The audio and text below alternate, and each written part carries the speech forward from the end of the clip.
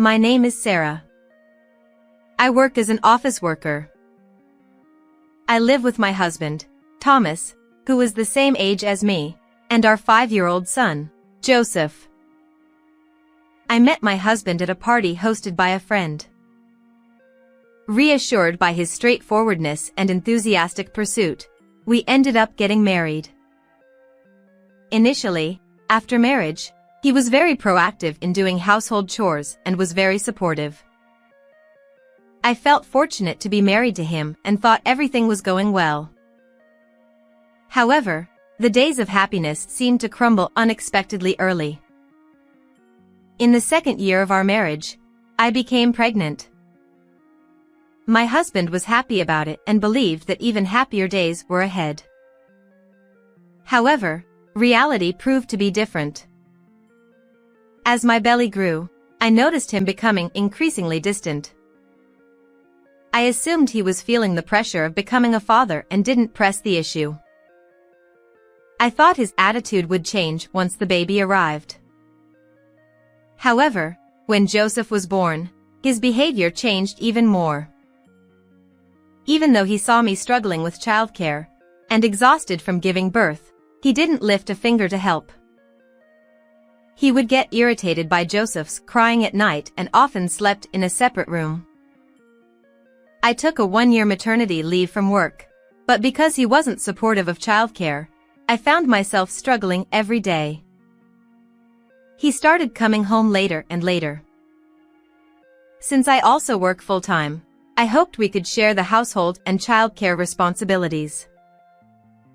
However, my husband rarely came home early, even when I asked. It's tough doing everything alone. Can't you come home a little earlier? I would ask. I'm working long hours to provide for Joseph. If you don't like it, work part-time. He would reply. No matter how much I talked to him, he didn't seem willing to compromise on my working hours. If we could live on his income alone, it would be a different story.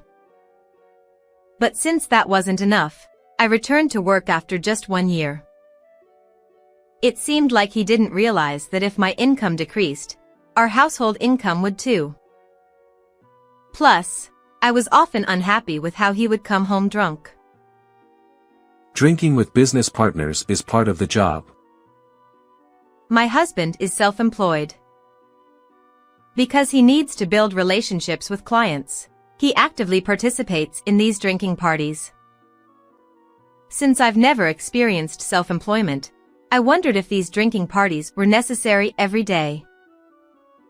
As Joseph, who is now 5 years old, started to understand things a bit, he seemed to be feeling resentful towards his absent father. Why doesn't Dad ever eat with us?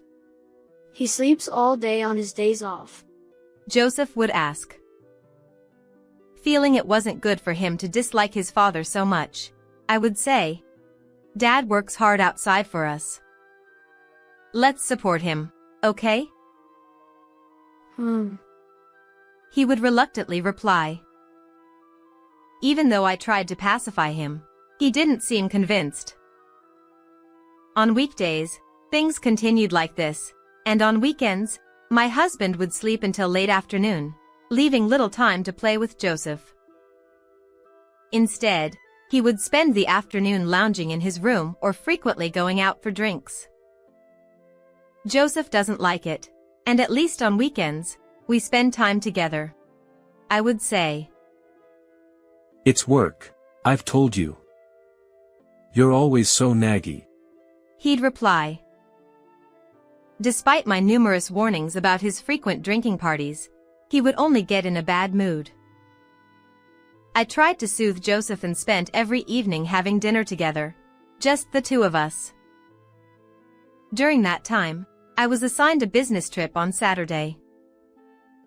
Knowing my husband, I expected him to express dissatisfaction about spending Saturday alone with Joseph.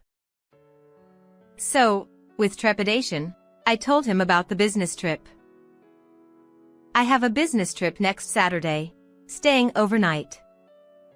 Can you take care of Joseph for me? I asked. To my surprise, he became cheerful. Sure, I'll take care of him. Since we have the chance, let's go to my parents' house. His response was the opposite of what I expected, and I was very surprised. He happily contacted his parents. I just called them, and they suggested we go on a trip. Let's go as a family of 4. He said. Joseph would surely be happy about the trip. I thought it was a great opportunity to make up for not spending much time with him. Since my husband said he would happily take care of Joseph, I felt relieved to go on the business trip. And so, on the weekend, I left home early in the morning for a business trip. Say hello to your parents for me, I said. I got it. Have a safe trip, he replied. I felt relieved by his cheerful demeanor, as always. Although it was work, I was looking forward to spending a day alone doing whatever I wanted before and after work. The destination for my business trip is about a 2-hour train ride away. Come to think of it, this place is near Thomas's parents' house. The scenery from the train brought back nostalgic feelings. It's been a while since I've been here, so I should visit more often. I remember coming to the department store in front of the station with Joseph. He was only 3 years old at the time. After lunch, he started clamoring for a crepe. He cried so much that I had no choice but to buy one. In the end, Joseph, who was already full, took just one bite of the crepe and couldn't eat properly, and it made me smile. Since it was a place we didn't usually go to, I think I indulged him a bit. I remember his crying was so loud, it surprised me. As I reminisced about the memories with him, I heard a boy's voice. I want to eat a crepe. But you just had lunch. You can't eat anymore. But I want to. That boy is saying the same thing as Joseph. I thought as I looked towards the source of the voice, and what I saw surprised me. Huh? Joseph? Joseph and my in-laws. For some reason, my husband wasn't there. Wasn't he supposed to go on a trip? In an instant, I felt my heart racing. Maybe he went to the restroom. Maybe the trip got cancelled. Various thoughts raced through my mind, and my head was in turmoil. Unable to understand, I decided to call him to confirm his whereabouts. Hello, where are you right now? Huh? Where? I'm at the hot springs with my parents. Oh, I see. Yeah, that's right.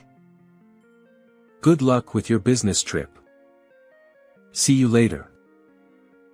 With that, he hung up. As I listened to the disconnected call tone, I just stood there dumbfounded. I realized that he had told a huge lie. Convinced that something was amiss, I decided to investigate my husband's actions following this incident. When I returned home on Sunday evening, I deliberately avoided asking him about how he and Joseph spent the weekend. It was also very unusual for Joseph not to talk about his weekend. Sensing something was off, I focused on gathering evidence. The next day, my husband went to a drinking party after work again. He seemed quite drunk when he came home and immediately fell asleep on the living room sofa. Sigh, so annoying. My honest thoughts and sighs slipped out in response to my husband being more drunk than usual. Doing housework while looking at my husband passed out was not a pleasant feeling. After finishing the chores, and leaving him on the sofa, as I was about to head to the bedroom, his phone chimed with a notification sound. This might be my chance, so I quietly picked up his phone. Feeling a mix of wanting to see and not wanting to see, I checked the screen. Thanks for today. I want to see you again. When I saw that message, my suspicions from before turned into certainty. I touched the screen of his phone, and it unlocked easily. Carelessly, it wasn't locked. With trembling hands, I looked through all the message history. The contents were unbelievable, and it made me dizzy. He was keeping a terrible secret. The following weekend, my husband said he would take our son to his parents' house. You couldn't rest last week, right? You should relax by yourself this week. I know what he is planning to do next. But it's not the time to expose it yet. So, I pretended not to know anything and thanked him. Thanks. Then, let's relax and watch a movie at home. I pretended to be happy with my acting skills, which were so bad that I even made myself laugh. My husband didn't see through my acting, and he seemed visibly relieved that I was staying home. Have a good time, both of you. After seeing them off at the entrance, I made a call to a certain place. Yes, I wanted to ask you today. Is it okay? Thank you. I cleared the first step of the plan. Although I felt relieved for a moment, I had to move on to the next action immediately. First, I decided to secretly follow them. It's another cliché disguise, but I put on the hat I bought for this day, pulled it down low, and watched from a distance.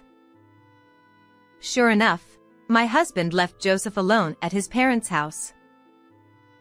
Since I already knew what he would do next, all I needed to do was gather evidence. Suddenly, I looked at Joseph, who had a lonely expression. Seeing his face made my heart ache. I can't let my husband, who makes Joseph feel lonely, get away with it without consequences. Turning away from my in-laws' house, I followed him to a cafe, the designated meeting place. Oh, there you are. Sorry for the wait. A young woman arrived there. My husband and the woman walked arm in arm and disappeared into a nearby hotel. I immediately took a picture of them. I was disappointed with his reckless behavior, which allowed me to easily take incriminating photos. A few minutes later, at a time when he would have entered the room, I called him. Hello. What are you doing right now? Huh. I'm at my parents' house. Why do you ask? My husband spoke in an anxious voice. I thought I'd ask you to do some shopping on your way back. As I cheerfully responded, his tone also brightened, perhaps relieved. Oh, is that all? Shopping is fine, but my parents asked if we could stay overnight again today, so I was thinking of doing that. I see. Then, go shopping alone, it's okay. My husband was about to leave Joseph at his parents' house again. I felt anger towards him for not having the awareness of a father, but I desperately hid those emotions so as not to be noticed. I don't have any affection left for him. Who keeps lying? I hung up the phone and decided to go pick up Joseph, who must be feeling lonely. Hello. I've come to pick up Joseph. When I arrived at my in-laws' house, they looked puzzled. Huh? I heard both Thomas and Sarah had plans today.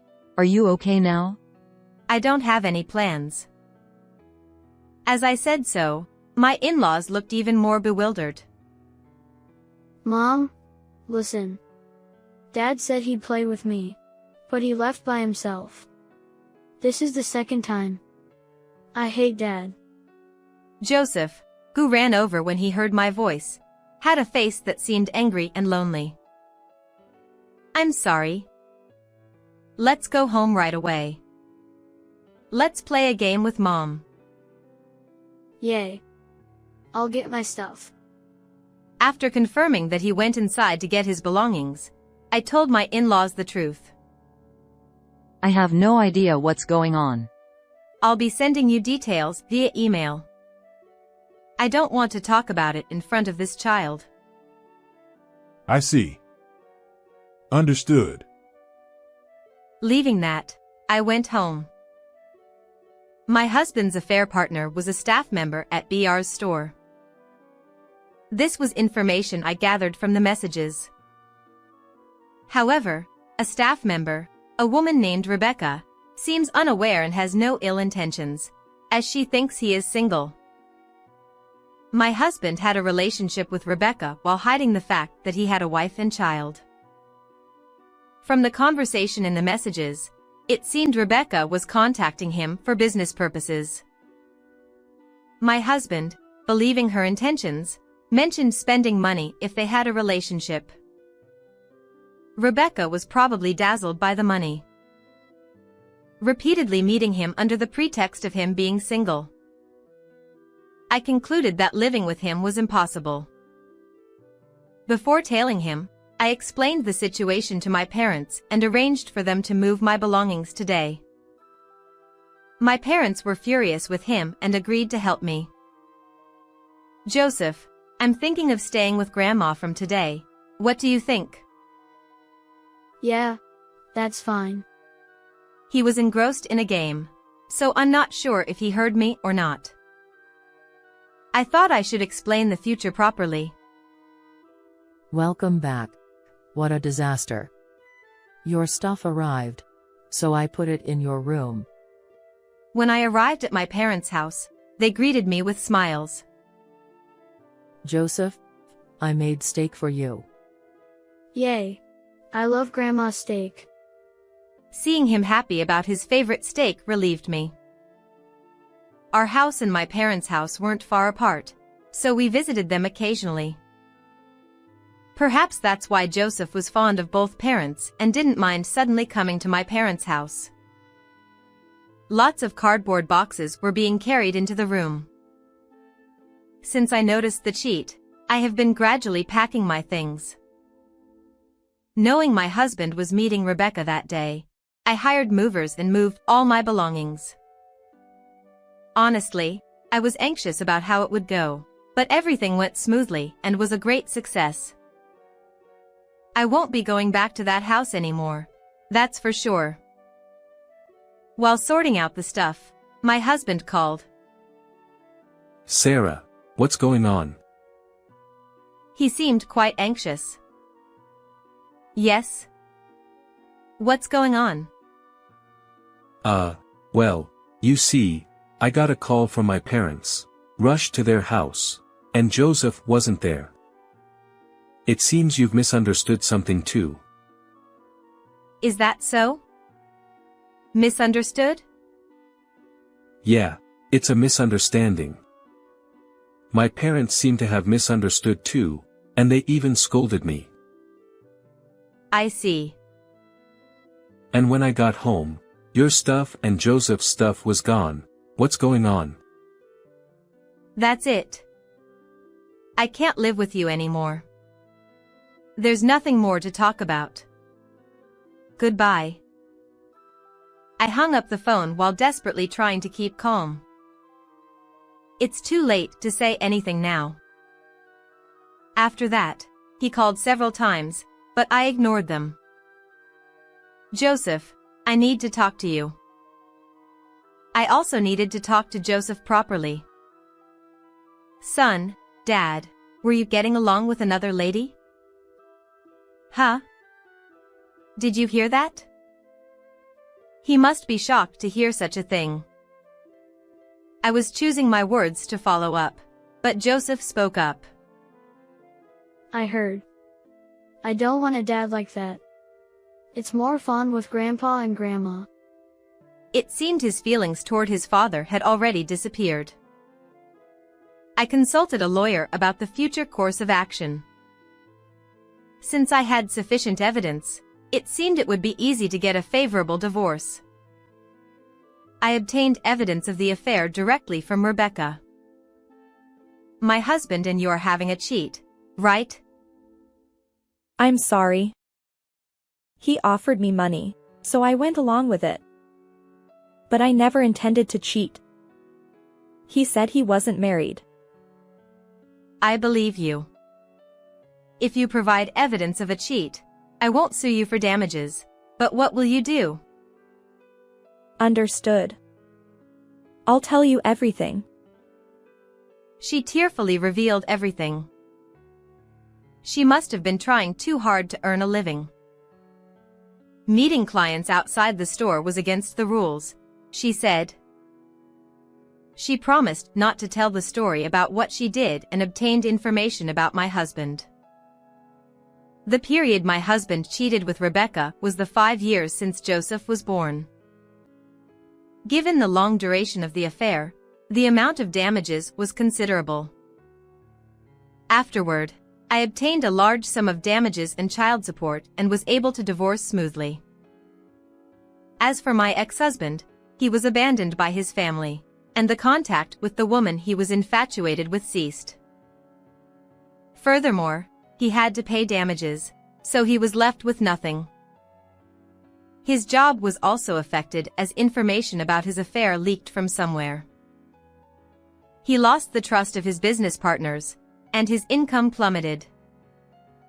Now, he's working multiple part-time jobs just to make ends meet.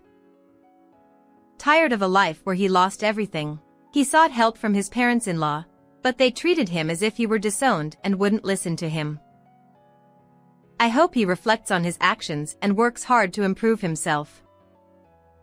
Joseph and I decided to continue living at my parents' house. He seems livelier since coming to my parents' house and can live without inconvenience. He's still attending the same kindergarten, so it's just a change of residence for him. I'm relieved to see that he doesn't seem to be particularly stressed. Seeing him happily smiling, I'm convinced that divorcing was the right decision. How did you find this story? Don't forget to subscribe to the channel. Well then, let's meet again in the next video.